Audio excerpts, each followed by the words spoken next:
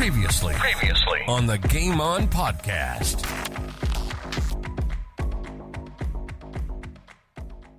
So, obviously, with your juniors out in the country there and then moving to Westminster, did you always have a bit of an appetite for goal kicking? Oh, look, I did. Pretty much from a young age. Look, I played forward. I wasn't overly big as a kid. I sort of played forward pocket, rove sort of thing, as most younger ones do. Like, you know, you get on the sides, and the bigger kids in the age groups plays down the spine. I guess my first memory of goal kicking was, I think it was 81. We hadn't kicked a goal against the opposition mini side for the whole year. But we won the grand final. But the ball was in the air when the siren went, and then went through the goals.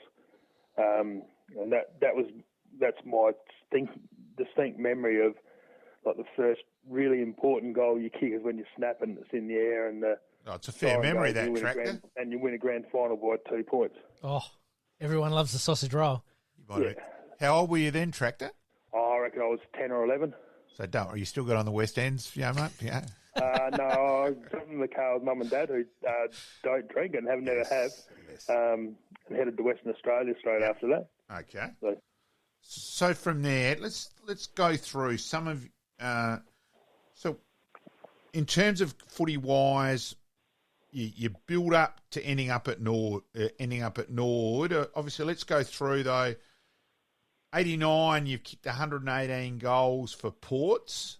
And then in 91, 125 goals for Tasmans. Yep. So I played my first senior game at Port Neale in 86. So Port Neale was by itself. We won 3 premierships. Well, they won 84, was I only 13. 86, 87, and 88, which I played in with my 2 brothers. Yep.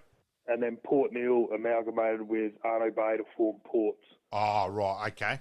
Yep. So Ports was the amalgamated club, and that was our first year, and we lost the grand final to Kimber. Okay. So I kicked 118 as a 18-year-old, I think I was. It was the first time I'd actually got to play full forward, because my oldest brother Peter had actually been playing full forward for Port Neale at that stage. And a great thank you to Peter Lyons for his book on country goal kickers, which I have in front of me. Sportscast SA presents Game On. Game On. South Australians' destination for everything sports. Local, national, and international sports. AFL football, soccer, basketball, golf, baseball, tennis, cricket, and any other sports played in this wide world. And we're going to have a blast doing it. So sit back, relax, and let's do this thing. Welcome to Game On.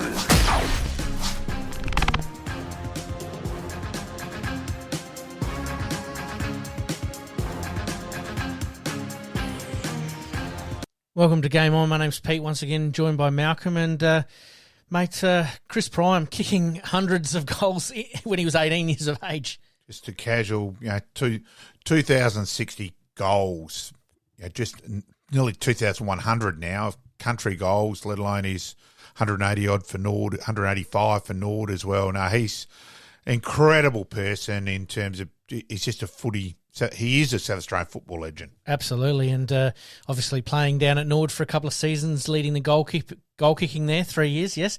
Yeah. Unbelievable to come from a country kicking hundreds of goals and then doing it later on in his career as well, which is just astonishing.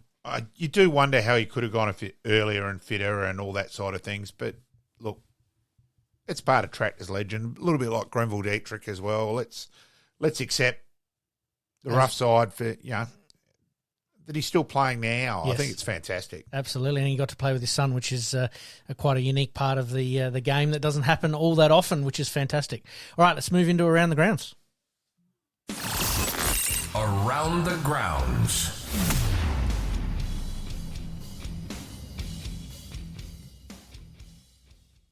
Today, mate, and around the grounds, we're going to talk about the AFL Round 24, the SANFL, some tennis, the US Open started, basketball, AFLW, and the World Cup. But we'll start off with the AFL Round 24 complete. Yeah, probably for mine, the major surprise was North Melbourne winning. You know, in terms of to lose the Harley Reid Cup effectively in the end. Look, so you should try and win, but I am still surprised that they did. I'm surprised that the coaches allowed players to still play in that spot. So, look, it's good they did, but it's an mixed feel. Yeah, it's an interesting one because you want to protect the integrity of the game, which we all do. Players want to win no matter what. And Larky's 9 goals, which we'll talk about in a minute, was pretty exciting as well. All right, we'll kick off with Collingwood defeating Essendon by 70 points and never really were troubled. Oh, look, just incredible. You know, in terms of Essendon's fall off these last few weeks, it's, you know, to go from, they were 5th a month ago to bomb out completely in the end, losing, 21 goals the previous week and then getting annihilated again. And terrible. Collingwood really took the foot off the pedal a little bit to a certain degree, but they dominated them in every facet of the game, and it's exactly what Collingwood needed going into a pretty interesting final series, which we're going to talk about next week. Yeah. That for mine. Look, Port did what they had to. Yep, we'll come to that one in a minute. But Hawthorn getting defeated by Freo by 37 points. Little bit of a surprise, but Mitch Lewis being out for Hawthorn, Newcomb, his body had fallen away a bit as well, so not a total surprise. Absolutely. North Melbourne, as we mentioned, defeating Gold Coast by 35 points. That was a bit of a shock because of the situation, but I also thought that Gold Coast were going to finish off the year pretty high, and North Melbourne, after losing 20 in a row, which sort of got lost throughout the season.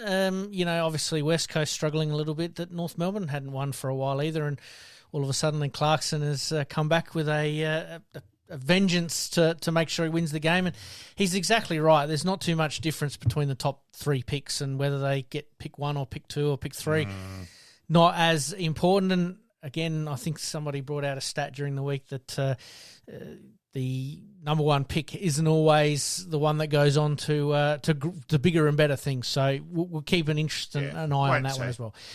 Brisbane defeating St Kilda by 12 points. Interesting game. Probably should have won by more. They had a lot of inside 50s. 9 goals, 18, points. Mate. So they should have won by more, but did what they had to do. Absolutely. Western Bulldogs defeating Geelong by 25 points down at the Cattery. Yeah, Geelong rested a lot. They put the cue in the rack, and that side of things, probably a little bit questionable. But then, hey, they've been the team who've been around for a long time playing finals, and that's, mixed feelings on that one as well. Absolutely. The Bulldogs trying to keep their season alive. They did everything that they absolutely needed to do, and when you're relying on 2 or 3 players, and there just seems to be something not quite right at the Bulldogs, and we have found out, obviously, throughout the course of this week that a few players obviously delisted, but also a few staff moving on as well, and Bevo's still the head coach.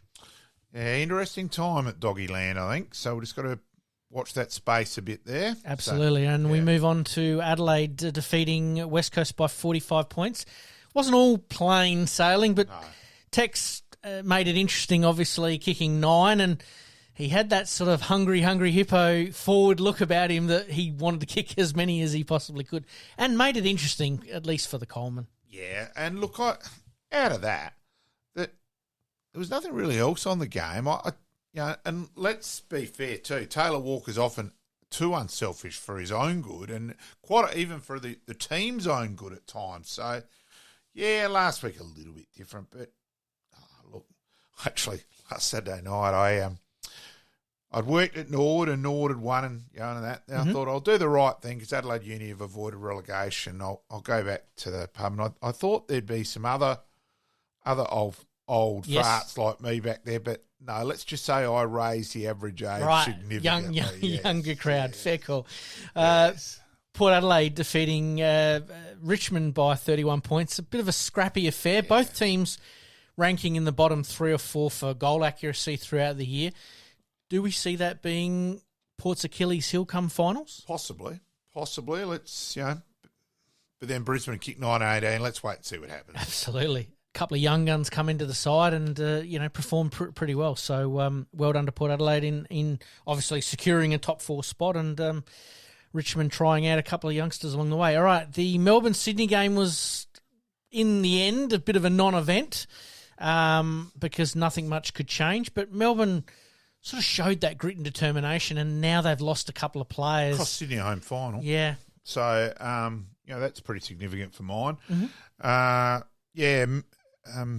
Melsham out now as well for Melbourne. So that's another, considering they've already lost Petty as well for up forward. So, and Fritsch is touch and go with a foot that could raise its ugly head during the final series. Yeah, so he's vital to their forward line, though, isn't he? Oh yes, he's a smooth, sharpshooter, good skills, doesn't miss very often. Yeah, so.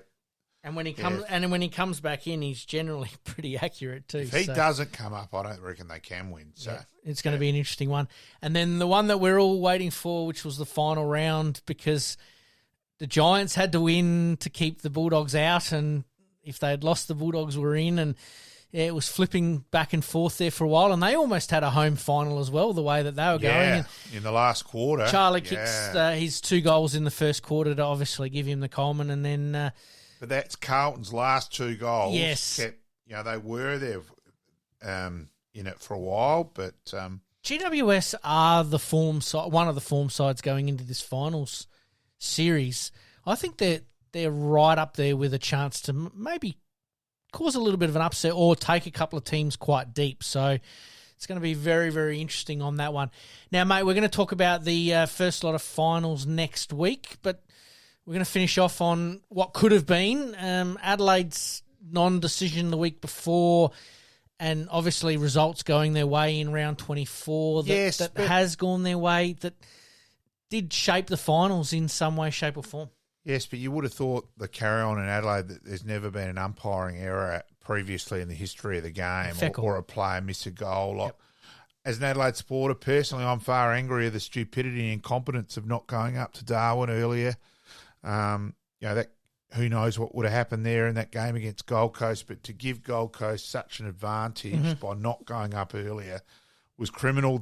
Control the controllable. Yep. Adelaide didn't. They did that.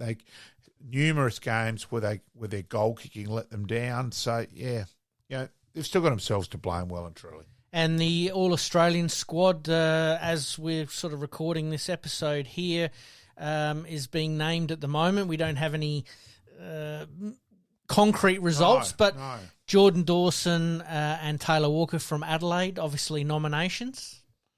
And Walker will make the side. I think Dawson's 50-50. So his last... We talked about this while we were off air, that, his sort of first 16, 17 rounds were really good and blistering, and was one of the form players of the competition, and just fell away towards the end there a little bit. Yeah, and that probably hurt Adelaide a bit in that game against Sydney too, where he kicked a few points late too, where his leg you need, you would have backed him in to kick the goal. Absolutely. And for Port Adelaide, Butters, Rosie... They're the dynamic trio for mine. We wait and see for September. Yeah, absolutely. And we'll obviously update that All-Australian squad as it comes to hand next week. Is there any big surprises in that All-Australian squad that could make the side or potentially could make it? Oh, not so much. I was surprised Taranto didn't make the squad of 44.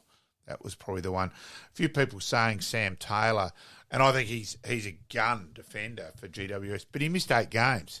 You missed 8 games. I think that's just too many. You're relying on someone, if you've missed that many, it's got to be like Ablett did at Gold Coast several years ago, where he was the best player in the comp by a mile. Yes. You've missed 8 games otherwise. You can't make it. Absolutely. And Harry Sheasel winning the Rising Star. Now, the voting on this has left us a little bit perplexed, mainly from a South Australian point of view, in that Max Michaelani plays 23 out of the 24 games this year and doesn't rank in the top 5. Interesting result there. Yeah, I can't believe that. I'm stunned at that. I've got no problem with Sheasel winning it. Not at all. No. Ashcroft logically second. Absolutely. For mine, Michaelani was the logical third. you debate out of him or Amos for third and fourth. Yeah, I'll wear that. But Wilmot in the top 5 ahead of him? Ray Charles and Stevie Wonder were at the voting panel. God. All right, we'll leave it there. As I said, we'll touch base with the All-Australian squad next week and also the first lot of finals. Yep. But I think you're right. There is a couple of little scratching your head, and I think the All-Australian team's going to provide one of those as well. So, all right, mate, we move on to the SANFL Round 18, the final round of the SANFL minor round season. Threw up a couple of interesting results in the end. West Adelaide defeating Woodville West Torrens.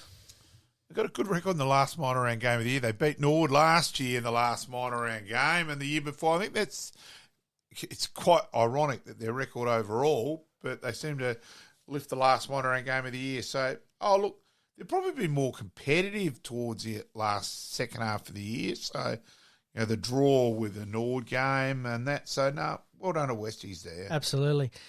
Centrals and Port Adelaide. Now, this was a game that we had billed as one of the games of the year, and the Bulldogs needed to make the 5, and they went out there and did it in style. And came home with a rush. They were 3 goals down at three-quarter time and ran all over them. And in terms of, the Nord Crows game is one of the most bizarre games of football I've ever watched in my life. In terms of, at half-time, Nord were 3 up. They were 5 up, goals up. 90 seconds before half-time, then 3 up. Then Adelaide absolutely dominated the third quarter. As Jackson Kennelly said to me on Saturday night, I think it was 122 touches to 54 in the third quarter. Yep. So it was just insane. So at three-quarter time, we're 4 goals down. And geez, that was terrible. We're gone. And then Adelaide. So after half-time, there were 13 goals, 5 kicked to the Roger Woodcock end, and 3 points to the Parade end. Unbelievable. As I've said to Woody, you were a gun, but I didn't know the sides were worshipping you to that extent. You led me into my next game, which was Adelaide v Norwood. Norwood kicking 16 goals, 3 now. I haven't seen... Sorry, 15 goals, 3. Yeah. I have not seen that from a Norwood side for a long, long time, and it was good to see. Don't worry, Pete Myers and myself on the scoreboard were expressing our surprise that we were putting up goals so regularly instead of points. So, yeah, that was a pleasant surprise. Now, I'm going to ask something a bit cheeky. Did you have to get the calculator out for considering it was just not 1 point at a time, it was 6 at a time? Yeah, at least it didn't get over the 100 mark. Okay. 15 goals, 3, 93. No, so fair call. No, we're okay. Fair call. Glenelg beating South Adelaide in a one-sided affair in the end. South were good for a quarter, but really I think we're looking at the premiership favourite right here, aren't we? Yeah, we are, and they'd had a few out the week before. McBean came back and that, so they are the team to beat. Absolutely. Sturt and North Adelaide. North had everything to play for out at the Wembley of the North, as you like to call it, out at Prospect Oval there, but Sturt coming home with a bit of a flurry as well, and that game, it's funny, there was 2 or 3 games that were in the balance there for a good half a game where, North were up at one stage and Centrals were down at one stage, and then Nord were up at one stage, and then Adelaide was up at one stage, and then all of a sudden Nord went on a bit of a roll, Sturt went on a bit of a roll, and Centrals went on a bit of a roll. And, yeah, it was just a bit of a weird weekend. I totally agree with you there. Yeah, crazy. We finish off, obviously, looking at the top 5. You've got Glenelg sitting top, Sturt sitting second, Adelaide sitting third, Central sitting fourth, and Port Adelaide rounding out the top 5. And really that draw that they had sort of kept them in it a little bit and really snuffed out any opportunity North Adelaide had of making the 5. Yeah, so costly day the Roosters. Incredible where you think of last year's grand finalists have both missed 5. Yes. Ridiculous. Hasn't happened for a while. We might have to check the stats on that 1983. Yeah, Sturt and West in that's 83, correct, so yes. both missed in 84. That's the last time. I did remember seeing that stat, so yes, good call. North Adelaide finishing 6th. Nord making a bit of a fist of the season in the end, finishing 7th. Woodville West Torrens, who we thought were going to go a little bit better than they did this year, finishing 8th. South Adelaide finishing 9th, and West Adelaide rounding out the top 10. This week's finals, Sturt v Adelaide. What are we sort of expecting there? I just want to see what the Adelaide team, who just is available, and does Crouch play, or do they ice him with waiting to see what happens with contract negotiations? He didn't play in last year's SANFL finals when he was eligible, so yeah. And a bit of talk about his contract going around today that they think that it's going to get done in the next week or so. Wait and see. Schoenberg is a big out for him, and that. So look, I'll go for Sturt in that game. Tough call. I'm with you. I want to wait to see how many players are available from the Adelaide, or how many they're willing to release to play. I'll go who are eligible. I'll cover myself there. I'll go for Sturt with what I expect Adelaide to make themselves available. Right. Now, on Thursday night, if that's completely different, don't worry.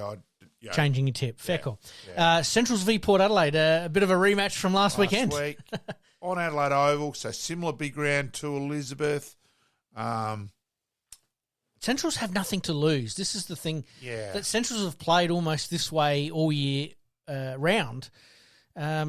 Are they going to play that way again in a final series? They've got nothing to lose. Got to wait and see. Do Port decide to play Lycett, or do they rest him for next week? But then he's a run short of a gallop. He probably needs to play this week. So, again, got to wait and see how they decide to approach that as well. And because Port are still available in the AFL finals, they do have I think options. It's a little bit stricter than what it was automatic. But they do have options of players that need to be playing games. So totally understand that. So it's going to be an interesting finals. One that I wanted to throw up, and I was going to save it to next week, but I'll do it right here, right now. Do you think these first lot of finals we should be playing at suburban grounds? Oh, very much so. Yeah. I think the only SANFL game which should be at Adelaide Oval is the grand final. Because of the capacity, obviously. Oh, as far as I'm concerned, you would get out at the Ponderosa, and really to be able to pump that up where, we're playing out there, etc. That you'd get 7,000 to 10,000 if you played out there this week. Technically, you could say Port, but I think that should be there. And likewise, I think the Sturt Crows game should be at Unley. Absolutely. And you would get, Unley would be... it'd be pumping. And that's far better than 7,000 to 10,000 spaced at Adelaide Oval. Well and true. And a double header as well. You can split it up over the weekend. No, I'd play them both. Let them both run it, so that way they could both get the catering money and the money. Well, and this is what I was actually sort of leading into, that as a bonus to those Adelaide clubs, you really would want to... to the SANFL clubs, that you'd really want to be playing at your home ground as an advantage in a finals, but also from a catering point of view, from a ticketing point of view, from a bonus to give those clubs. Do we see that changing anytime soon, or is this something that through the SANFL and the Adelaide Oval someone says the players want to play there, which I just think it's insane. I just don't get it. I'd want to play at home personally. That gives me the best chance of winning. As a Nord man, I'd love to have a final at the parade. Well, and again, this is what it gets down to. I mean, you've seen pretty much a pretty full house down at Glenelg there last week against South Adelaide. Yeah, all right. South Adelaide's their closest opponent as far as travel goes, and it looked like everybody was there. It looked like the place was pumping. Yeah, but they had that game already this year where I thought it was the best promotion there's been of an SANFL game. Trying to get 10 grand in years. Yep. And, they had 8,000. So you get 8,000 to 10,000 at a suburban ground. It's pumping. It's a great atmosphere. 8,000 to 10,000 people at Adelaide Oval, average. Absolutely. All right, mate, we move on to the US Open. The tennis has just started in Flushing Meadows there. A record 15 Australians making the main draw of the singles this year, both in the men's and the women's. Big tick for Tennis Australia in taking that next step.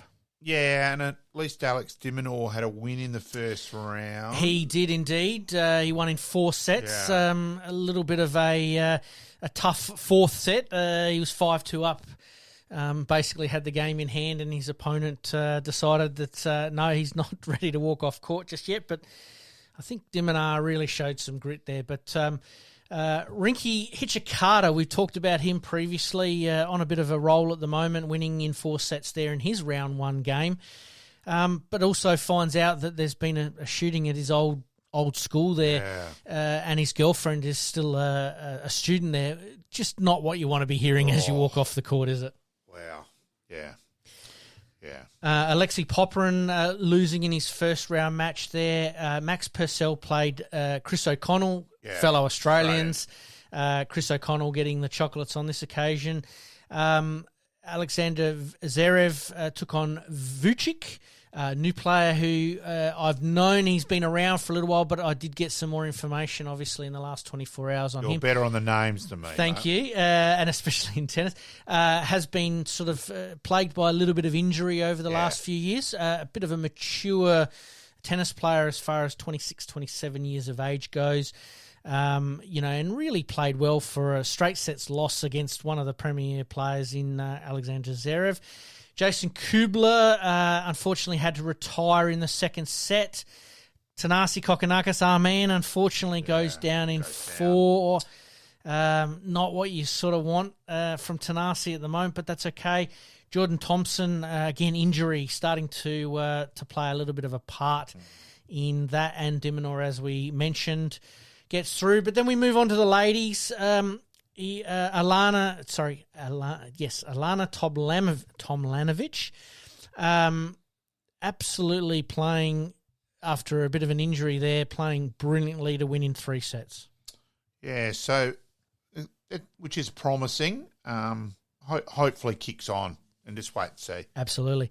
The other one that's coming back from a little bit of injury is Daria Seville. Daria. And I reckon she's got to play the number 1 seed. She does, but she won in her first round 6-love, 6-2. And Munchinova lost in her first round match. So did Kimberly Burrell. And also Olivia Gadecki, who went through qualifying to make the main draw and put up a pretty good fist and won the first set 6-1. And we're like, hello, how are we going here? But unfortunately losing the next 2. All right, mate, we'll keep a bit of an eye on that over the next couple of weeks. I do apologise for any name mispronunciations. I reckon you do pretty well there, mate. I can do it when I'm not on the microphone, but sometimes when I'm on the microphone, it's a little bit harder, but that's all right. Pretty well. All right, let's take a very quick break, and when we come back, mate, we're going to talk some basketball, some AFLW, and also the World Cup soccer. You're listening to the Game On podcast. We'll be right back after this short break. The basketball, mate, the Boomers going pretty well in the the World Cup. A little bit of a hiccup against Germany the other day, but really starting to put their best foot forward now. Yeah, because it was a costly second loss against Germany. One loss against Germany, but they didn't need it in their group in the way that it's structured, but they have got through their group stage now. Beat Japan. But it did leave them in a very precarious position, which you do not want to be. And like any sport, the cream does rise to the top, and Josh Giddey and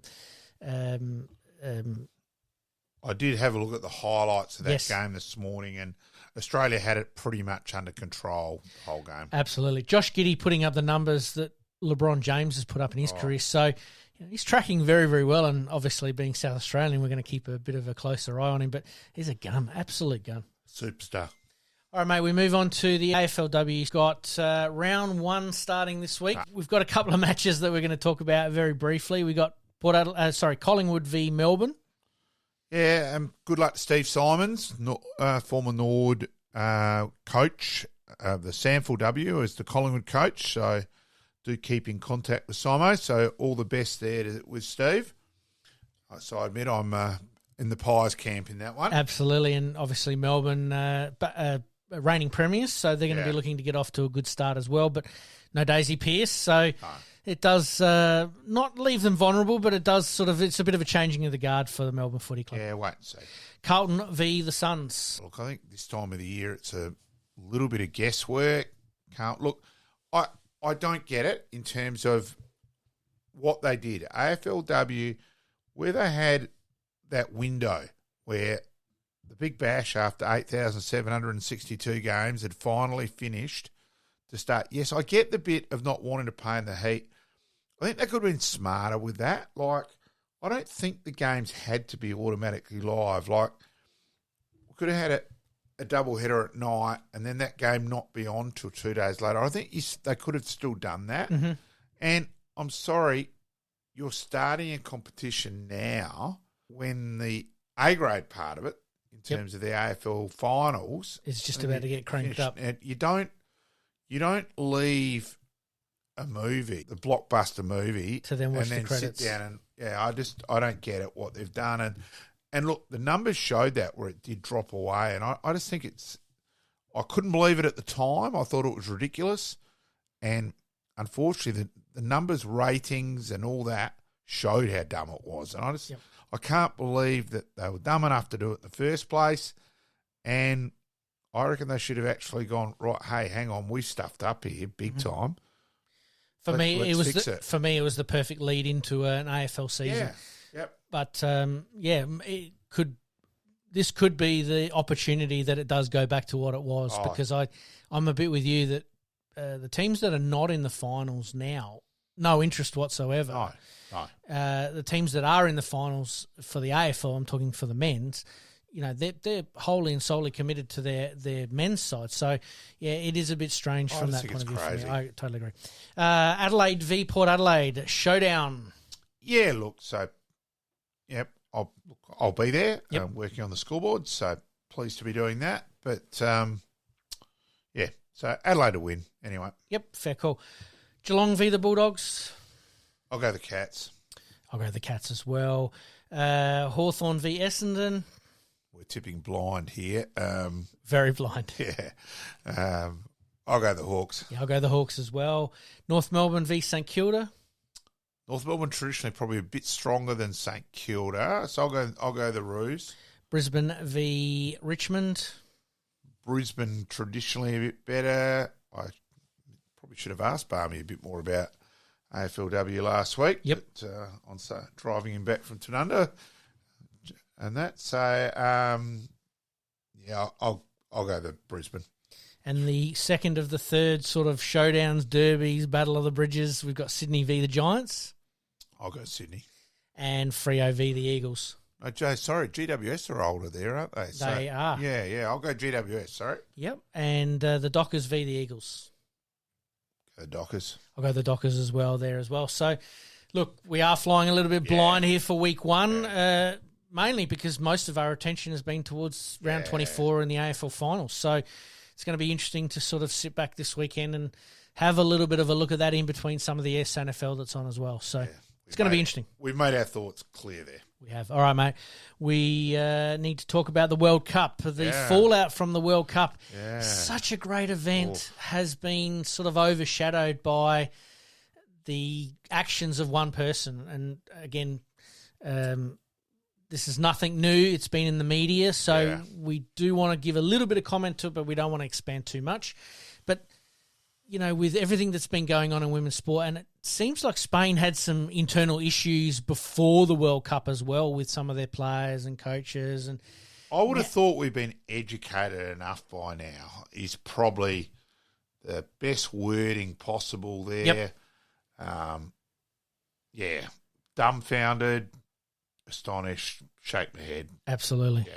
And you've also got somebody who's not wanting to stand down as well, which you're not reading the room very, very well there either. So, appallingly. Unfortunately, the World Cup, as great an event as this has dragged on probably long enough, and you need to let what happened sort of sink into a lot of people and go, hey, we need to get this sport going, not only here in Australia but around the world. Dumb as being polite. Absolutely. Oh, yes. Yeah, so Australia finished fourth. Yes. But somehow fall in the world rankings. Yes. So that's a bit mystifying, and I think we're all scratching our head. So what games have been counted previously to then drop off for that to happen? So I think that's been the big talking point around it. Well, from an Australian point of view, I totally agree. Sorry, I totally missed that one on the run sheet, but you're right. Yeah. The same people are obviously selecting the Australian team as far as their rankings go, maybe doing the rising star, because I'm scratching my head on that one as well. But, how can a team finish fourth in the World Cup, end up losing a world ranking position is beyond me. So and fall that far. Yeah, crazy. Absolutely. Crazy. All right, let's head off to a quick break. This time when we come back, we've got Ryan Harris for our Past Players, Past Legends segment. And Rhino, is going to talk obviously about his career, but I'm really looking forward to hearing about what's his best ground and who the best players he played with is as well. You're listening to the Game On podcast. We'll be right back after this short break. Past players, past legends, past legends.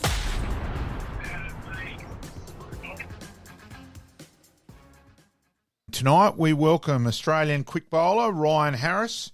27 matches for Australia, 113 wickets, freakishly exactly the same as Bruce Reid, actually, Rhino. But your average is slightly better at 23. You could bat a tad more than Bruce. Highest test score of 74 against India. Should have made 100 that day, Rhino. And welcome aboard, mate.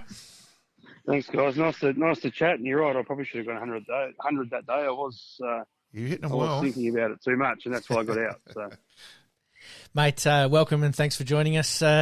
We often get people on the show that are South Australian focused and doing a bit of research. We didn't realise that you're actually born in New South Wales, but we'll claim you as a South Aussie. yeah, no, born in New South Wales, but moved over to Adelaide. Probably I think about the age of 3.5, 4. So. Grew up. You go on. Some of you juniors. Where did you start your juniors here in SA? Oh no, it was all in South Australia. It was all out at Salisbury, the Salisbury District Cricket Club. I grew up playing cricket out there. Went to school out that way and played all my cricket out in Salisbury. So I grew up playing cricket and living in South Australia until I moved to Queensland. I was trying to remember, Rhino, whether it was still Salisbury or Northern Districts, but you were Salisbury, weren't you? I started off juniors at Salisbury. Yeah. My first grade game was for Northern Districts. Right. Yeah. Okay. Yeah. So I would have played, who knows how many games I would have played. I came through the grades, 4th grade, 3rd grade, 2nd grade. It's playing for Salisbury, and then first grade debut was for Northern Districts. Okay. Now I remember you then watching you, Rhino, in the district traps, and you were probably really actually very much an all-rounder, and if anything, a batsman who bowled a bit. Where did the extra yard of pace event then come from from the development from there, Rhino?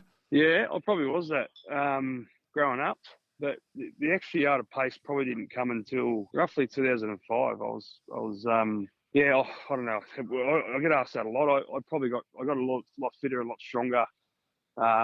Didn't do too much technically. I probably just got myself fit. I was a bit of a rat bag growing up. When I was contracted to South Australia, Yes. I got to the stage where I was, didn't mind a drink and mucking around too much, not training properly, and got to the point around, I think it must have been maybe 2003, maybe 2004, I nearly lost the contract. I lost my contract, actually, and thankfully, for my sake, unfortunately for someone else's sake, they didn't take one, so I got it back in the same year. So I lost my job and got my job back. So got that and then realised it was either time to be a proper professional or I'm not going to be there in 2 or 3 years. So managed to get myself fit and strong, and Wayne Phillips is probably the one to credit for that.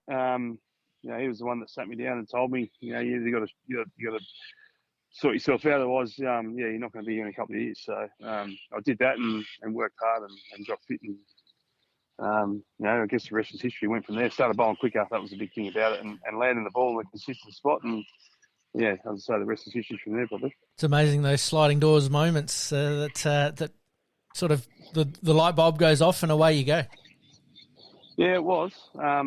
It definitely was that, because I probably didn't have a lot of outside cricket. I had different little jobs here and there, and didn't exactly know what I wanted to do outside. I never studied, so I was still only, I was probably 23, 24, so needed to do something, and I think that I chose the right decision, and went from there, and as I said, had a very, very good career. Well, okay career at South Australia. I wish I had been better, but then had a good career in Queensland, and then probably obviously playing some games for Australia, which is something I probably never thought I would do. With red ball, if anything, was probably white ball, but managed to do well and perform well and consistently, and get some games with the red ball, which is fantastic. Now, Rhino, your last couple of years for South Australia, you came good, and inexplicably for mine, were not offered what you should have been. Let's just say I may have been wandering into Adelaide Oval one day and ran into Ian McLaughlin, and he wasn't expecting a person to come back with a hell of a lot of stats to cut him down in half. It's never exactly been my problem at speaking up in that regard. And but as it turned out, to go to Queensland, the chance to bowl on the Gabba instead of here was a blessing in disguise as well. A lot of people say that, I didn't see it that way. I actually really enjoyed bowling Adelaide Oval. I always felt, obviously, it flattened out a lot later in the game, but I actually really enjoyed bowling on the old Adelaide Oval, not as it is now with the drop-ins. But now, cool. Yeah, well, it's just it's improving, it's getting better, but I actually really enjoyed it, and I like the ball because it reversed back into the game. Yep. But yeah, to go and get bowl on the Gabba, I actually had to sort of I had to learn a new way to bowl in a way, because the Gabba, everyone thinks it's bouncy fast, but it's actually really it's a hard place to bowl. You've got to, everyone thinks of, you put the ball down and it's going to do it itself. You've got to still put it in the right spot. You've still got to, you still got to make sure you're doing it with the ball and not expecting it to happen. So luckily when I got there, I had Andy Bickle, I had Joe Dawes, who was bowling coach, who was a very good player, great player for Queensland. So some good people in my corner. But I did, and obviously it was nice to go there and bowl there. But everyone says, because you moved there, you bowl in the Gabba, you play for Australia. I would have played for Australia. I feel that if I had stayed here as well, like the way I was bowling at the time, I just I was going well, so I expected that was going to happen. That's fair. So. As I said, I thought you were treated disgracefully by South Australia, and I wasn't afraid to say that either. I appreciate that. I didn't know that, but no, look, I at the time it wasn't about. For me, it was more of it. Financially, it was pretty good, similar to Queensland. It was more about the extra year, but see, I didn't see that because I felt as though I wasn't a great athlete for them. I was in and out for 6-7 years, and then the opportunity to try and get that extra year, obviously I wanted, but I could understand why they didn't want to give it, and that was fine with me as well, and Queensland did. So it was also a good opportunity for me to get away and a fresh start and going away and impress in a new environment and take the challenge on, and that's what I did. So I was never fouled the Redbacks. I was disappointed at the time that I was leaving, but it also ended up in a new chapter, and that was something that, look back now, it was the right decision. Yep. And then the test debut in New Zealand, mate. Yep. Yeah, it was pretty good. You did okay. Yeah, did all right. I dropped the catch in the second innings, I think, from a fifer, or wherever. I think it was the second innings. I took a fifer. I dropped the catch. Daryl Tuffy, I think, was my fifer, but didn't get it. But it was obviously a dream come true. Had the family over there, with everything about the whole thing. Ricky Ponting presenting my cap. It was just it was a fantastic occasion, as it is, as it's built up to be, and as when you get picked, and the things you hear about the cap ceremonies, is everything. And plus it's just such a great moment. It's a proud moment for myself, but also my family who are there. Test cap number 413. Something that obviously is going to remain with you, as part of your memorabilia collection. You spoke of Ricky Ponting sort of presenting it to you. Was there anything there that's memorable from that you can share with the listeners?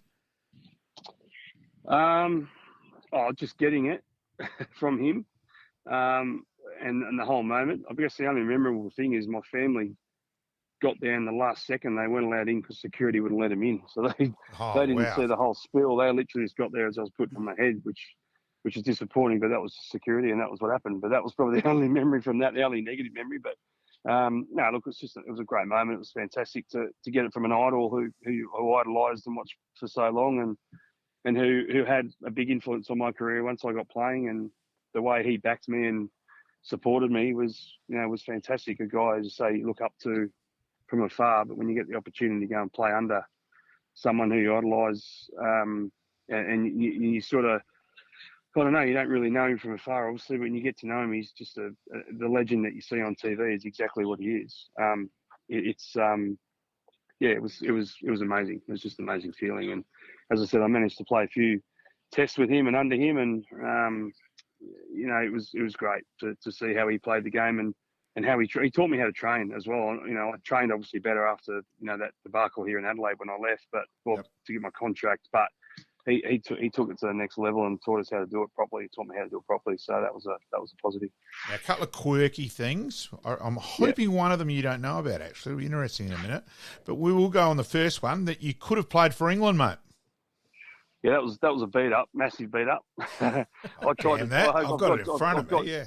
I've got no. That's true. It's true. No, okay, that is true. It was reported as being true. It was reported. It wasn't true, but I've got a British passport, so I went over to trying to play a year at Sussex as an Englishman. I virtually had to say I was going to play for England, but I was never going to. Right. And just to play a season over there. So now I think they brought it in. I think it's called the Robson rule or something, that you can go have a year over there grace. But I was trying to do that, I couldn't do it. So, and it was all out that he's going to play for England. Well, I was never going to. So, righto, let's go see if this one. You realise there's 5 bowlers who've debuted over the age of 30 who've taken over 100 Test wickets. Can you name any of them? Rhino? One of them, you should get one of them. One of them, there was Gates at Adelaide Oval named after him. Oh, Victor Richardson, is it? No, sorry, the Victor Richardson Gates. Sorry, there's a Clary Grimmett area at Adelaide Oval. Sorry. Yep. Yeah. Bruce Yardley. Bruce Yardley, yeah. No, the others aren't Australian. Dilip Doshi. Left arm. As if I'm going to get all these. Yeah, I know. It's Sajid Armal. I was just mucking around and found that today and thought it was that's good knowledge, but there's no way I was going to get these. No, I do find it. I reckon it is a kudos to you and an interesting stat that you are exactly the same number of wickets as Bruce Reid. Bruce Reid, yeah. Yeah, no, I appreciate it. Yeah, and one thing which I know you do quite correctly take great pride in, and it's a feather in your cap, the honour board of Fifer at Lords, mate. Yeah, mate, that's special, obviously. To play a game at Lords, I played a couple of games there. Lucky to play a couple of games there. Obviously, one Test match, but to be on the board there was nice. I didn't play the first Test of that series, and got a call up for the second Test, which was nice. But to be able to play there and take Fifer and get the name on the board is obviously a great thing. And I've been sent a nice bit of memorabilia about that from Lords. I've got that at home, and a couple of family members, actually, my aunties and uncles have been through Lords, the tour, and seen my name on there and taken photos. So it's quite a nice thing. Yeah, that's there, and something I always cherish. 2 other individual things. Hitting a 6 for South Australia to win a one day, I reckon it was, against Queensland. Yeah, that was against Queensland. And I was talking to Dizzy about that. He was at the other end, Big Diz. I was talking about that just the other day. I'm confident that you had more chance to hit it for 6 than Diz, mate. Well, I wouldn't say that because he's made a Test 200. That'd be his go-to. Yeah, I know. That would be his comeback line. Very true. Dizzy's been in some pretty memorable run chases, and there's another one. Yeah, he has, and he was at the other end, and it happened. I think it was the next year I might have gone to Queensland. I think I'm not sure on that. It might have been 2007. I think I did that. But it was. Look, that was obviously a great moment, and I remember that very, very clearly. Queensland had run through us, and they bowled all their bowlers, and we managed to fight. And Lachlan Stevens was the bowler who was tasked with bowling the last over, and I managed to get him. So that was a good thing. And then let's go the other ball of the century, the ball in Perth to get Alastair Cook. That was is that the best ball you ever bowled? What's up there? Definitely. Geez, if you bowled any others as good as that. I bowled a couple of good ones through the whole career, but I bowled a couple of good ones in England actually in 2013. To Joe Root, I think I got, and Matt Pryor, I got a couple, but that's obviously one that, I think that one stands out, obviously, first ball of the third Test, to win the Ashes for Australia, and that was a big wicket for us. It always was, Alastair Cook. Huge wicket for us, and to be able to get off to a start to win the Ashes, it was a big day that for us, for that group, and to be able to do that, I guess, it was amazing. And again, I get it every year. October 11, my birthday. That's when it all comes out again. Nothing wrong with that. Gets reminded. Exactly right. So, Rhino, the frustration of so many injuries in your career, mate, because it was probably a number of things with not looking after myself earlier and being a bit of a dickhead and rat bag and all that sort of stuff. But I guess I didn't have. I had a lot of. I didn't have a lot of soft tissue injuries, more structural things. So when I did it, I really did it good. And and in the end, it got me. My knee in the end. That was the reason I finished. Yeah. Because I was 35. I was probably a young 35 because I hadn't played a lot of cricket. So that was the thing that got me in the end. And again, that was a bit of stupidity with the reason but that happened. I had a knee operation, had a meniscus repair, and it was about a 6-month recovery. After about 3 months, I was taking hangers up blokes back at school and ripped it again, and they had to remove the meniscus. And in the end, that's where I ended up damaging my leg, my bone, and that's what cost me. It cost me more games, I guess. So, but I had different things here and there, knees and shoulders and back. So I didn't have too many back problems that kept me out. But it was just when I did something, I did it good, and it was a period of time out. Now, most of our guests, we often talk about how far they've travelled. You're obviously born in New South Wales, but obviously here in South Australia. You ended up at Sussex, then at Queensland. You played for the Declan Chargers and Surrey, and then the Kings 11. Yeah, I played all them Declan Chargers. I ended up going there in 2009, which is the second year of IPL. Ended up winning the comp there, which was great. Played a couple of games at Surrey. Again, that's when my knee started to flare up. Well, I had an opportunity probably to play about 6 or 7 games. I ended up playing probably 2. And then, heading back over the IPL with Kings 11, played there and even went back and coached a year there, which was fantastic as well. So I think that's the unique thing about cricket. It can take you all around the world. And, I've travelled playing to a lot of places. And, India especially, I didn't play a test match in India, which was disappointing. Not to get that under my belt, but I've been over there and played IPL and coached over there, which is fantastic. So, South Africa is a great place. England's a great place. Sri Lanka is a beautiful place. West Indies is a great place. So, I've managed to travel around and see all them. Well, you've sort of led me into my next question, which we normally ask a little bit later in the interview, but we'll ask it while we're here now. Your favourite ground that you've played at, here in Australia and also overseas? It's hard to pinpoint one. The MCG, I've had the job of the first ball on Boxing Day at the MCG against International Series. So, that's pretty good. Yeah. Pretty hard to go past. But with Adelaide Oval, even Adelaide Oval back then, when it was the old Adelaide Oval, but now it's just excuse me, just unbelievable. It was a great place to play. Overseas, obviously, Lords is up there as well. Lords is massive. And then Cape Town. Cape Town with the Table Mountain in the background. Mountain, yep. Yeah, beautiful ground, beautiful place to bowl, great place to play, and so it's hard to pinpoint one. I've played at so many great grounds. Barbados even, was a great place to play. So, been lucky enough, as I said, to travel around and play at those grounds. Now, a serious one, Buff's influence. Obviously, the most influential person, but not only cricket but life. Darren's influence overall, mate. Go for it. Yeah, he's been like a second father to me, Buffer. Yeah. My whole cricketing life, he's been a part of it. Even from the Salisbury days, I used to go and watch him as a kid. Yep. You wouldn't believe he's just actually texting me right now. How funny is that? So yeah, that's not a total surprise. No. No. He, from a young kid, I used to go and watch him, and all the greats at Salisbury that I grew up with, and taught me how to play the game, and he's been there just about, I think, all but probably maybe 2 years in my senior cricketing life. He's been a part of it, whether it's been captain.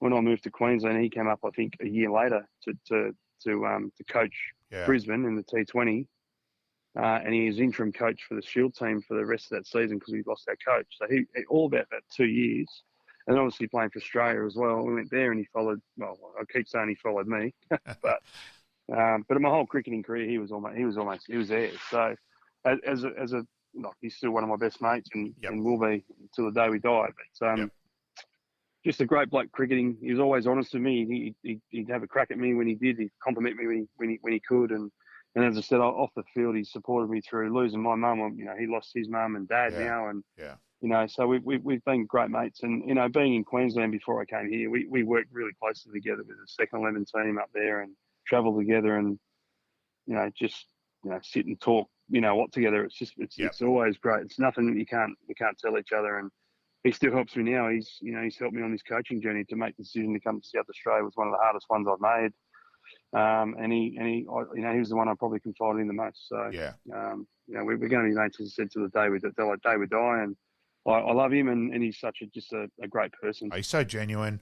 Look, I was there. That the famous Salisbury win. I think it's the most famous district cricket win here in South Australia, where Salisbury chased down the 400 odd when Nobesy had made 200 plus for West Torrens, and Buff went out to bat. He batted about 8, I reckon, and just went out and just the typical Darren Lehman, we grew to love you. He just dinked it, knew exactly like the human computer batting. 70 odd not out to win the game, 74 not out, I reckon, in the dark to chase down 400. It was incredible. I think he was only 16 then too, wasn't he? Yeah. And he's just I remember that. I never seen him. Yeah, I didn't see that, but I remember I read up about a lot of our stuff from the club, and you'd see photos and you'd hear people talk about that a lot. And I think, even he still talks about it. He remembers just about every hit he has. So he's a legend. He's a legend out there. He goes. It's the thing about it. When he comes home, most of the time. He comes back a lot now, pops back to see his grandkids, but most of the time he's here for a bit. He'll pop out and see all the mates from out that way, and that's that was his club, and he never forgets them. That's Darren, and my dad's involved still with East Torrens, so I still see a fair bit of Buff out there, and Jake did hit a ball on the road a couple 2 years ago, and Darren got there, and someone said, "Hey, 5 minutes too late. Jake's just hit one on the road," and Buff's replied, "Been there, done that, did that 3 or 4 times." Yeah, exactly right. Exactly right. Mate, we've been watching some of your footage here on the video that we've got going of some of your highlights, and mate, there's a couple of 5-wicket hauls there that must stand out for you. Oh, which ones? I mean, I know that sounds. I don't mean to sound arrogant. Which ones? No, I've got the worst memory in the world. That's right. We're looking at a couple from here in Australia. I'm assuming one would be in Perth. Yeah, one at the Wacker in 2010-11. Yep. Yeah, that was a nice one. Again, we're under the pump that series. That was my first Ashes series, and we're under the pump. We ended up losing it, obviously, but I missed Brisbane, played Adelaide, lost heavily, and then obviously we went to Perth trying to win that to keep the series alive, and we did. And obviously, and then went to Melbourne. I ended up breaking down in Melbourne, ended up breaking my leg.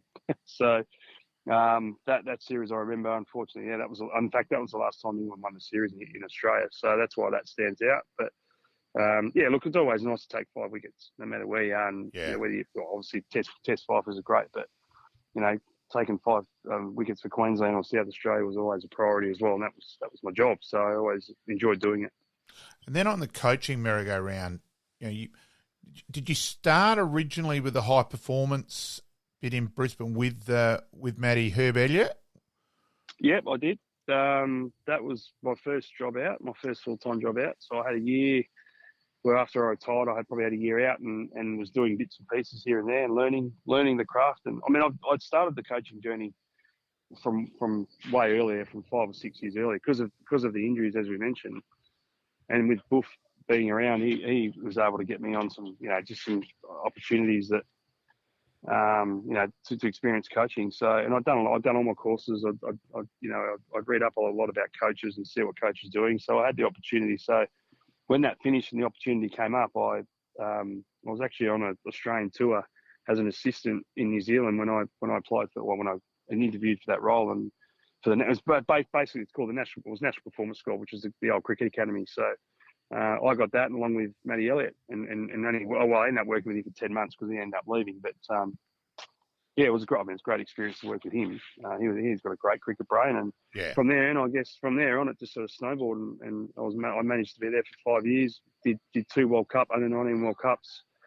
Did obviously a number of Australia A tours and a couple of Australian tours, and then obviously went into Queensland. That end of the cricket show, went to Queensland and did the pathway there for a couple of years. But I was also obviously I wanted to try and get into senior roles. I had a couple of senior roles I knocked back from other states, and here I am now in Adelaide. So it is what it is. What was coaching ever on the mind while you were playing, or is this something that's just sort of popped up? It always was. Yeah. No, it always was. I loved it. I always enjoyed talking about the game. I probably didn't see the game in the light of the captain, but I always enjoyed talking about the game and loved it. So, it was always what I wanted to do. And, as I said, luckily I've been lucky enough to fall into it. So, and so in Queensland, were you bowling coach as well with the Queensland side last season? I wasn't. I was sitting under Andy Bickle. Right, okay.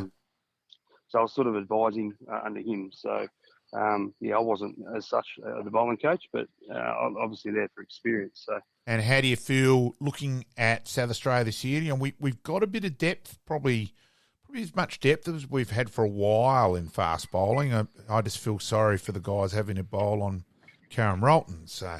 Yeah. Well, that's changing. That's changing because there's two drop-in wickets there now. So that's going to change.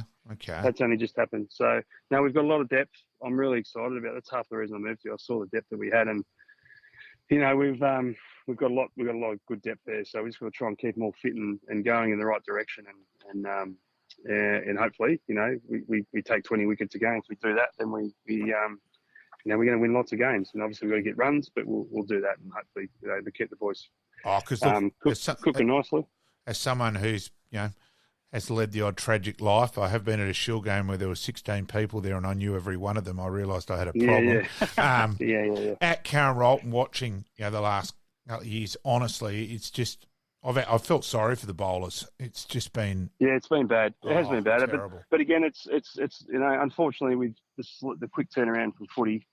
that they have there. There's just no time for Trent Kelly, who works there as a curator, to get stuff up. So, I'm not having a go at Trent in that regard. But they've sorted that. They've dropped in 2 wickets down there, which is going to help us. So good.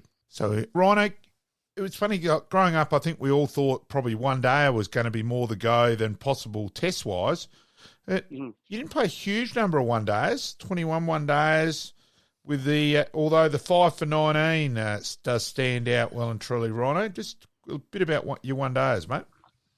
Yeah, a little. I'm even to this day disappointed I didn't play many more one days. But again, that was around the time my knee was starting to play up. So we sort of at first I didn't. But Cricket Australia sort of started prioritising Test cricket, and then I sort of understood what was going on with my knee, and then realised that every ball I bowled was getting closer and closer to retirement. So I jumped on board with it. But look, I wish I loved playing one day cricket for Australia. It was amazing, and I fought bloody hard to get into the team. I was in, and then I was out, and then I fought hard to get back in. I got in, and then I tried so hard that I bowled badly and got out, and then obviously the talk about my knee. So it was a disappointing end, but I mean, I had a good time when I was there. I managed, obviously, got two on the trot against Pakistan, one in Perth and one in Adelaide. So 2 fifers. So look, it was a great period of time to be able to be playing, 2 forms. I was sort of around the T20 in and out of that, but nice to be playing 2 forms of the game and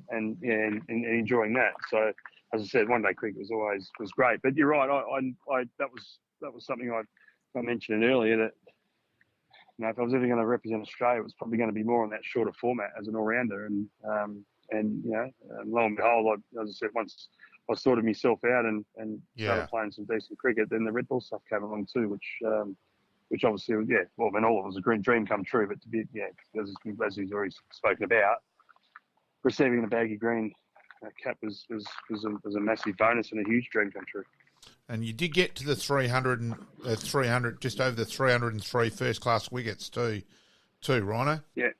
Again, I guess that's something that people ask me my stats. I know my test stats really, but I don't know much else about what I did. And I think when you hear that, and 300's not bad.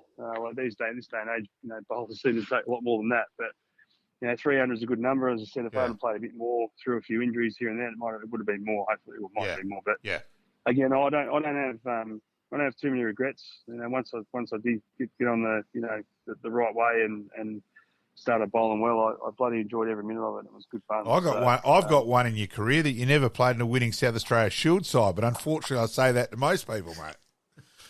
Is that true? I'm just saying, out of mucking around, saying about... right, I was going to say. No, about... He won a game. No, I'm saying about not winning a Shield. Sorry, Shield. Yes. For me, the Sheffield Shield is the holy grail, mate. So, well, again, going back onto about the Queensland move, originally, we spoke about playing at the Gabba and playing for Australia. That was the whole. Well, at the time was, a new opportunity. But another reason why I moved, I wanted to win a trophy, and I don't know. And I say it to the boys, now, the group we're playing. How we didn't win a trophy around that time when I was, playing for South Australia it still gets me because of the sides we had. Yeah, we had sides where we should have been better, no doubt about it. We should have been, absolutely, and so to go away and as I said, my dream when I moved away was to play. Obviously, the big dream was to play for Australia, no doubt. I'm not gonna lie about that, but to move to Queensland, who won so many shields around that time beforehand. To win a Sheffield Shield was what I wanted to do. I'd sit and watch it, on TV as a kid, and I wanted to play in that game. That was my test match, and to go up and do it. I mean, that day I remember it so clearly at the Gabba against Tasmania, and we were in a hell of a trouble. And Chris Hartley and Steve McGoffin put on this amazing partnership. Yes, that's right. Yeah, and to win it, man, that was. I've had kids, so I've had a pretty good couple of days with the kids and getting married, but that was up there, and obviously my test debut in baggy green. But winning a trophy, winning a Sheffield Shield, man, it was a very emotional day for me, and something I always remember, and it was fantastic. So that was another big reason why. To be offered the opportunity to go to a place like Queensland that was so strong, so sport driven and culturally driven, of winning. Was a massive what's the word? Philip to go there. Yeah, absolutely. Just for them to come to me and invite me, I guess, up there was such a great thing. So, and being up there for so long, I just see how they get it. They just do sport so well. The weather helps as well. Yeah. Well, that helps. But I mean, it's more about it's winning's like in the blood, and that sounds like silly, I know, but they just know how to win. I mean, I've watched so many State of Origins, and they just Queensland shouldn't have won, and they did, and just sport up there, they just know how to win. They don't give up, which is ironic, isn't it? Because I know I'm older than you, Rhino, so out of that, but the standard joke where Queensland kept losing the Shield, they'd grab defeat from the jaws of victory so many times, and it was a standard joke of Queensland losing the Shield and Collingwood losing another final in the AFL for years. Yeah. Well, 94, 95, wasn't it? Yeah. Was that their first one? Yeah, that was against us. Against us, yeah. Don't worry, I do remember that. Yeah. Yeah, and now, I mean, having won so many since then, and we've won one, which obviously was the next year. So, that's my goal. We're talking about my old Shield, but this is my goal here now is and we're talking trophies here now. And so we should be. Because improvement, exactly. And that's what Dizzy's strong on. And I've mentioned that, that was another reason I moved here with the talent group that we have. We're in that tour, and we just got to make sure that the players believe that, and that's our job. Been our job the pre-season, and how we do that, and get them believing that, and that's the main thing. So that's it's a bit more consistency with the batting, and then a little bit more consistency, and more and fielding. We still dropped way too many catches last year especially for bowling on Karen Rolton. If a bowler creates the opportunity, we did grass just too many. So I actually don't. We're not far away. Yeah, I can tell you now. Dizzy's focus. I've been unbelievably shocked how much fielding we've done this winter. Dizzy is absolutely smashed the guys with catches, with outfield stuff, high catches, slips catches. We've just literally finished our last game on camp today. Yep. The catching and fielding up here, we're already seeing improvements, so we just got to make sure we carry that into the games. And so, that's where Diz is really good. He's gotten feedback from players. He's looked at stats from last year, and what do we need? The big thing that came out of it was we need more fielding, and we've done it. So we give them every chance. Diz, as I said, has adapted to what they've asked for and what they want, and it's up to them now to go out and actually execute on the day, and hopefully they deserve success. They work hard. They've worked really hard. They deserve success.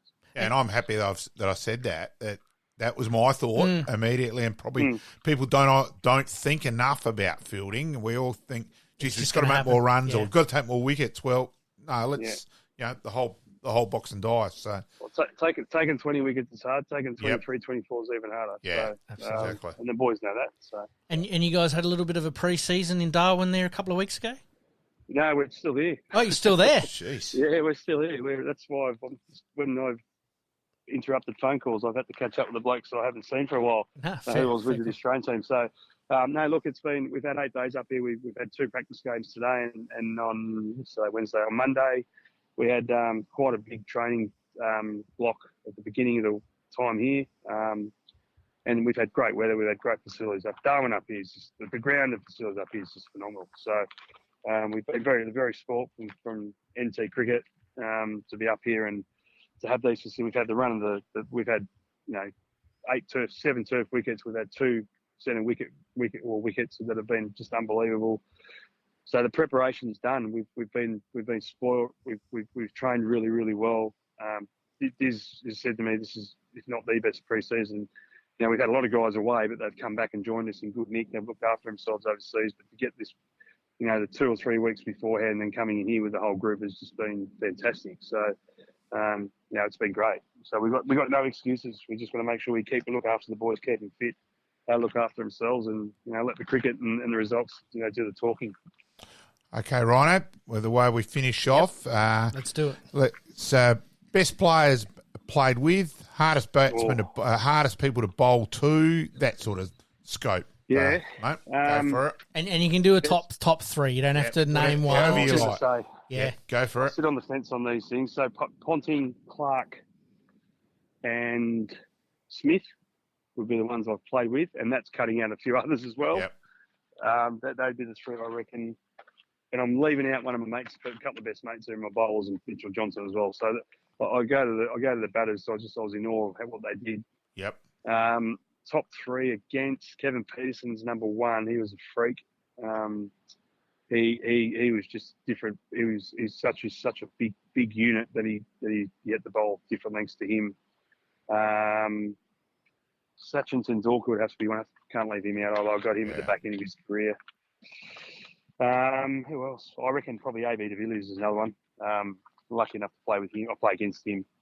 I played again. That's really hard to pinpoint 3 in each because I've managed to play with and against some absolute legends of world class players. Mate, thank you very much for joining us tonight. I know we've had a couple of little technical issues along the way, but all good. Apologies for that. All good. But mate, we absolutely loved your career as a bowler and as a batsman. Looking over some of these stats, we forget that a little bit. That you could bat. Rhino could bat. Yeah, absolutely. I saw enough for Salisbury to start with as well, so I'm showing my age again, Rhino. The one stat that I'm still a little bit unsure on is 48 runs in your one-day career. Who was batting above you? Because obviously they were making a lot of runs. Oh no, I think everyone. I mean, back then, once Bowen took over, I probably let my batting go and. To be honest with you, I probably got scared of the fast ball. I didn't do enough with it. And then as I got going again and got the confidence, I actually didn't fear batting. I love batting. And, that's where I wish I had done it, a lot more work on it earlier as I did. I went from being that sort of batter to the bowler and I switched completely. I didn't do enough. So, but it is what it is. I guess one of the only things I didn't do is score a first class 100, which I should have done. Yep. But at the end of the day, it is what it is. Absolutely. Well, mate, thank you very much once again for joining us. It's been an absolute pleasure, and we wish yourself and the Redbacks the best of luck for season 23-24. Greatly appreciated, Rhino. Look forward to catching up. Thanks, mate. Thanks, boys. Seriously, thank you. Bye-bye. Ciao. All right, and we thank Rhino for his time here tonight, and we did have a couple of technical issues along the way, but we got there in the end, and Rhino was absolutely fantastic. Yeah, look, I've got a lot of time for him. Let's go back a long way. I remember him vividly as a kid and he's just a genuine guy too. You catch up, loves to chat about cricket and that. Don't worry, he did okay in terms of that side of things off the ground when he was younger. Absolutely. He admits that himself, that he had to learn and improve, and came through in the end well and truly. Amazing how, you can get around a group of people and it drove him to excel himself. And he talked about, obviously, Ricky Ponting and how he just seen him do it a totally different way. And Flipper's influence, yes. Which is good too to hear. It's good to hear something because Flipper, we all associate Flipper with the flippant and, the 159 on debut joke and all that. Mm-hmm. It's great to actually hear someone talk seriously about Flip. Yep. Yeah. And Darren Lehman was the other one who was a fantastic mentor to him. And as we were speaking to him, guess who dialed in as well? Text him, knowing how close those two are, I reckon it was probably paying $1.01 for that to happen. Absolutely. Actually. All right, mate. Let's move on to Happy Days. Happy Days.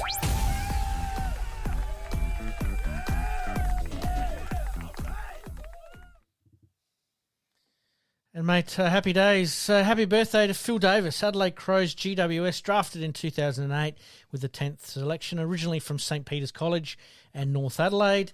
Davis missed the end of the 2008 and the beginning of the 2009 season due to shoulder surgery injury. He played for North Adelaide in the SANFL, obviously with the close selection towards Adelaide in 2009. Named as an emergency numerous times before he's made his debut in round 4 2010 against Carlton at Amy Stadium. And a couple of Adelaide guys actually went and told him, hey, you can't knock back what GWS have offered. It was obscene. Yes. For the footy he played and all that. And, the Hackney High boy had to take that one up. Absolutely. And, if Adelaide had kept some of those players together, who knows what might have been. It's amazing, those sliding door moments. But you're right, the money was ridiculous and he had to look at it seriously and ended up he's going to become a GWS great in the long run, and just recently announced his retirement. Oh, and he'll end up he's a pretty smart cookie, and I'm sure I wouldn't be surprised if he ends up, in time being a Tom Harley and administration side of things as well. Absolutely. All right, we move on to tennis. This week in 1959, the 48th Davis Cup. Australia beats USA in New York 3-2. Yeah, the glory, that's just before the... Yeah, so it'd be interesting there to check who played and all that. I should have provided some names as part of my research, but we'll have to look that one up as well. We've got a couple. Haven't done the 53 Ashes. So. We'll put that down for next week. I am writing that down. Mate, we'll stick with cricket. 1968, Sir Garfield Sobers becomes the first cricketer to hit 6 sixes in one over. Against Nash from Glamorgan was the bowler. So I knew you'd know that one. Yeah, I'm, as you know, a bit of a nut.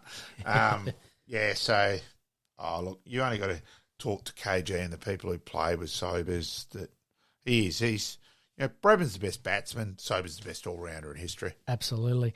We stay with cricket. In 1979, cricketer Ian Botham passes 1,000 runs and 100 wickets in tests in his 21st match for England. Yeah, it's a pretty fair effort, isn't it? Good effort. No, Beefy, he's one of the greats, and probably as his career, he probably put on a bit of weight. It did affect his bowling, but his bowling record is still great. Yes. But if he hadn't done that, you actually wonder how much better it could have been. But he is one of the all-time greats. Absolutely, and he's certainly up there in those 3 or 4 that we always talk about as one of the greats, and that statistic basically says it for me. And to finish us off on cycling, 2012, the ASADA claims that have been stripped in Lance Armstrong for his 7 Tour de France titles. Unbelievable stuff, really. Sad in the end. I think it was deflating for those, we'd all worshipped Armstrong and how good, he's come back from cancer and all that. And then where it eventually came out, finally, hey, hang on. Yeah, probably it left a bad taste and probably tarnished the sport and that for a fair while. And a lot of people were obviously rooting for him to do pretty well considering the troubles that he had. So, it was amazing that it went unnoticed for so long as well. That's the other thing. Yeah. So, all right, mate, we'll leave the happy days there for today. Up next, we're going to revisit a subject that we've done every now and then, but instead of our extra time big finish, we're going to do flashbacks today, and we're going to look at the Port Adelaide-Brisbane 2004 Grand Final. Yep, well done. Flashbacks.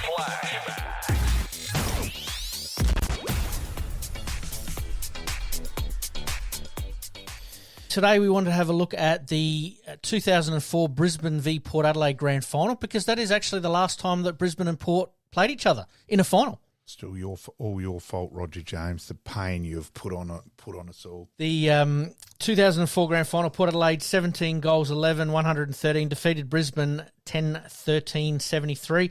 First time in AFL VFL history that both competing grand finalists were based out of Victoria or Melbourne. Yeah, it was. And look, and Lee Matthews was still absolutely ropeable, and quite correctly, because Brisbane were forced to play the prelim away when it should have been at the Gabba. And he's always claimed that he thought that cost them big time. Absolutely. So we'll never know out of that one. And Port did run all over them. Port were fantastic. Port had got home in that epic prelim final against St Kilda, where Roger James was, kept Port in the game early, and I've always called him Lord Voldemort for that. It's his fault. And he was fantastic. And then, of course, in the grand final was also the toe-to-toe with Alistair Lynch and Darryl Wakelin. And I constantly remind Wakes that he was never a chance of taking up boxing too as well. Absolutely. Now, we've got some footage here. We're going to play for all our Port Adelaide supporters. A bit of a recap of grand final day for Port Adelaide.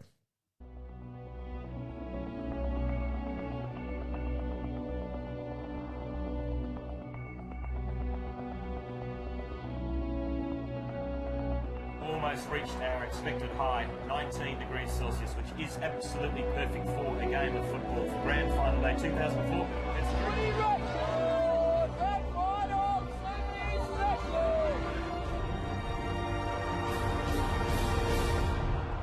There is the scene. It is absolutely cram-packed full, the MCG.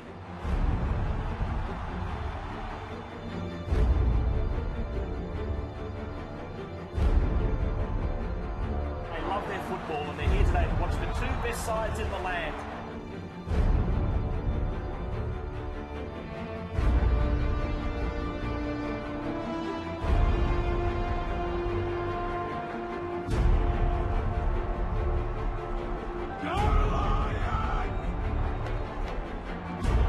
Port Adelaide have to match it with Brisbane as far as toughness and hardness at the footy goes in this first quarter. If they do that, they are a chance. The two best teams in the past 3 years finally get to face off for football's biggest prize.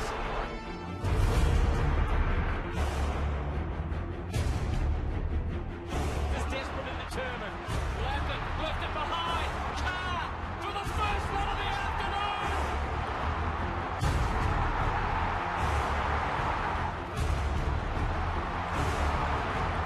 Jonathan Brown and Carr. David and Goliath. Alistair Lynch and Darryl Wakelin. You're old enough to know better.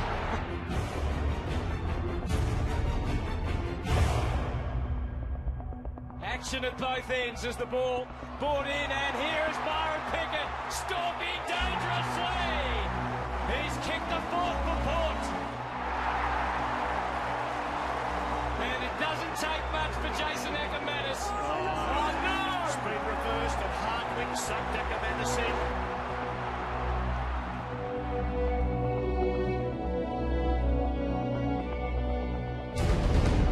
Let's hope the umpires can keep their cool. Thurston's onto the wing, and Port get a chance on the break, and it's in the arms of Byron Pickett. A couple of bounces. Byron winds up. He's running amok in the MCG. Keating from the side. Suddenly there's a different feeling over this game. Sparkle has returned. Carousella, Ackermanis, talk about Sparkle. Jason knows how to get there. Oh! They've been magnificent today. Will it carry over the top? But what do you need to put them 3 goals in front? The man for all occasions. He's done it again. That's a high kick. Wouldn't want to be under it for Quint. Been very good for at least 3 seasons, and This year they've done it in finals where it counts. So many great stories in this Port Adelaide team. He can't stand it in the coach's box any longer. He wants to get out there with his players. Here he comes. Look at that. An outpouring of emotion from Mark Williams. He's the proudest man in the land tonight. Look at that. There it is. It's all over. Port Adelaide. They had the power to win. And it was very much history in the making today. He said he felt that his late father and his late brother and his mother, who recently had heart surgery, were with him today. Premiership Cup to the captain Warren Treadray and the coach Mark Williams.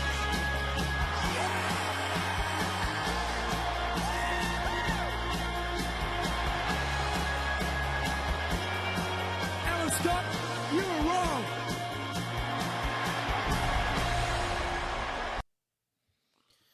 Now, mate, famous line. It is that famous line. The Brisbane Lions headed into the 2004 Grand Final looking to claim their fourth straight premiership, but they had to do it the hard way, being forced to host a home preliminary final, which you mentioned a little bit earlier on, obviously, in Melbourne. Port Adelaide, meanwhile, were hell-bent on erasing the painful memories of the past 3 years by claiming their maiden flag. Mate, some of your memories of that? Obviously, you talked about Wakelin and Lynch going toe-to-toe in the square, but Roger James was fantastic, who's a previous guest of ours as well, but Byron Pickett was fantastic as well, wasn't he? Oh, Byron Pickett, Burgoyne, Wanganeen, in terms of that. Look, and the other one, I actually thought Kane Corn should have won the Norm Smith personally. His job on Simon Black, not only cut him out of the game, but dominate himself as well. There's a lot of people, because Kane's the shock jock and he's got to say stuff, and people keep forgetting that how much competition the media, the crap they say, they don't really mean it. Yep. They're only doing it to try and get clicks and get a bit of a headline, yep. You know, like the Taranto bit, and people take that as gospel and all that, but people do forget how bloody good a player he was as well. He sacrificed his game, obviously, for the team, and, you know, for someone to do that in a grand final, you know, it's obviously, you want to be playing your bet. He's a 4-time best and fairest winner, twice All-Australian. He was an absolute gun, you know, and out of that, let's also remember Port, Treadray, almost Treadray v Brown, a little bit there. Look, no, they were fantastic that day. Going through, be fair. Yeah, absolutely. And going through Port Adelaide's side, you've got Wakelin, Montgomery, Wanganeen, Lade, Schofield, Burgoyne, Carr, Hardwick, Pickett, Treadray, Dew, Kane Corns, Bishop, Brogan, Wilson, Marnie, Cassisi, Thurstons, Kingsley, Chad Corns. That's a pretty fair group when you look at how and Mark Williams, obviously, as the coach. Thurston's had the game of his life that day as well, kicked 3, I reckon, on memory. And, look, they did well. Bishop was a good player as well. So I actually do remember, I actually umpired Brendan Lade's father on Kangaroo Island. He's probably marginally taller than you, Pete. So it's funny, he gets all his height is from his mum's side. Right. So, yeah, he's and Lade, brilliant player. Like, he's as good a tap ruckman as there's been. And Hardwick was the antagoniser on the day, obviously got under the skin of Ackermanis. He did his job, correct. And Matty Primus, unfortunately, being out, didn't the fairy tale didn't come true for Matty Primus as obviously, well. But felt really sorry for Mattress. Obviously, he's a Nord man. Knew Matty from when he played at Nord. We were absolutely shattered when he got serious with his girlfriend, then wife, because it used to be a highlight of what he'd bring along each Saturday night. It was we wore the bookies were going mad. Oh, mate, we wore black armbands in upset when he got serious. So yeah, but no, look, take nothing away from Port that day. They were fantastic for all the muck around, and it was with a Port Nord rivalry and that. But no, they were fantastic. You've got to be fair. Absolutely. And you have a look at also some of those names that have come out of that grand final who are now coaching at senior level. I mean, Hardwick's gone on to win 3 with Richmond. Kingsley's just about to embark on his first senior finals campaign. Gavin Wanganeen was fantastic through that series. Obviously, a Brownlow medalist with Essendon. Comes back to Adelaide as well.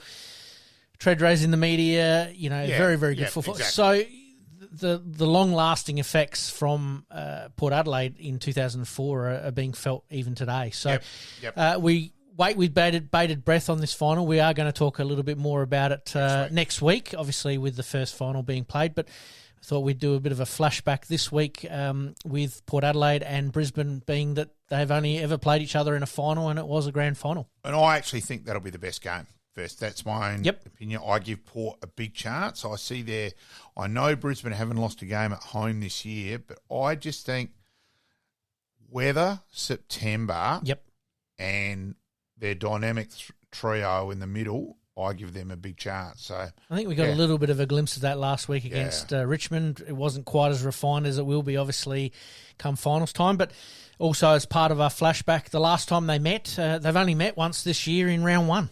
Yeah, and that was funny because Brisbane were up, and then Port absolutely destroyed 13 goals, 9 to 3-3 after half time. So that was incredible day. Do we see that happening again up in Brisbane? Oh, I don't think either team would do that, but you never know. Look, Cameron has a day out, and Danaher and Hipwood combined, they could do some damage. I do think it will be I think it'll be a real close game. So let's wait and see. Absolutely. Looking forward to it as well. And as we said, we'll talk about it a little bit next week. Yep. All right, mate. Thank you for that tonight. It's been an absolutely fantastic episode. We want to thank Ryan Harris for his time. And as per usual, we promise to do better next week. Yeah, no, good man, Rhino. Thank you. Thanks, everybody. In this crazy world we live in, we all need the distraction. Enjoying the show?